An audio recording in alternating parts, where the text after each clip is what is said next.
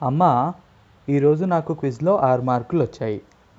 కానీ అమ్మా, నా మార్కుల ముందు టీచర్ గుర్తు విరామ చిహ్నాన్ని ఎందుకు ఉంచారో నాకు అర్థం కావట్లేదు. టీచర్ ఖచ్చితంగా ఏదో తప్పు చేశారనే అనుకుంటున్నాను. లేదు రమేష్, మీ టీచర్ ఏ తప్పు చేయలేదు. నువ్వు క్విజ్లో తగు సామర్థ్యంతో పాల్గొనలేదు.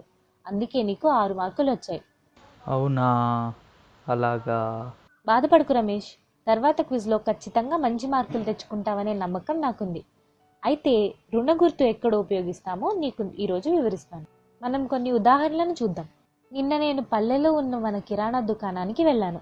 1000 రూపాయలు పెట్టి కొన్న వస్తువులను 1200 రూపాయలకు అమ్మాను. అంటే నాకు 200 రూపాయల లాభం వచ్చిందన్నమాట. ఈరోజు మళ్ళీ 1000 రూపాయలు పెట్టి వస్తువులను కొన్నాను. నిన్నటిలాగానే లాభం వస్తుందని అనుకున్నాను. కానీ ఈసారి వాటిని 900 రూపాయలకే అమ్మవలసి వచ్చింది. అంటే నాకు 100 రూపాయల నష్టం వచ్చిందన్నమాట. ఈ రెండు సందర్భాల్లో జరిగిన దానిని సంఖ్యల్లో చూపాలనుకుంటే ప్లస్ మరియు మైనస్ చిహ్నాలను ఉపయోగించి సులువుగా చూపవచ్చు.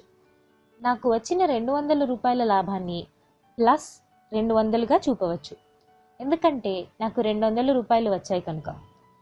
నాకు వచ్చిన 100 రూపాయల నష్టాన్ని మైనస్ 100గా చూపించవచ్చు, ఎందుకంటే నేను 100 రూపాయలను పోగొట్టుకున్నాను కనుక. ఓ, లాభం లేదా పొందటాన్ని ధనం చిహ్నంతో, నష్టాన్ని రుణ చిహ్నంతో చూపుతారని ఇప్పుడు నాకు అర్థమైంది. ఇప్పుడు నీకు ఇంకో ఉదాహరణ చెప్తాను.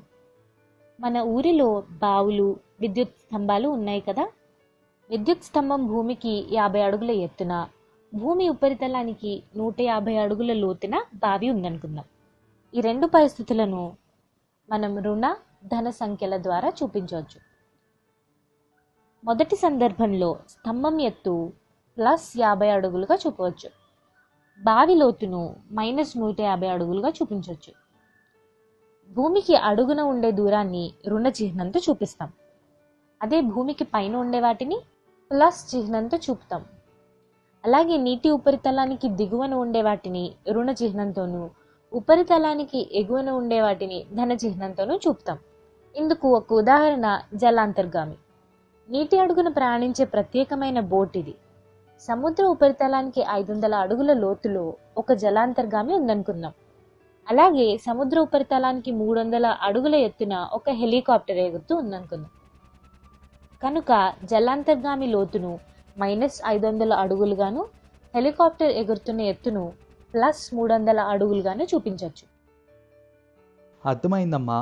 రుణ చిహ్నాన్ని ఎప్పుడు వాడాలో, ధన చిహ్నాన్ని ఎప్పుడు వాడాలో ఇప్పుడు నాకు తెలిసింది.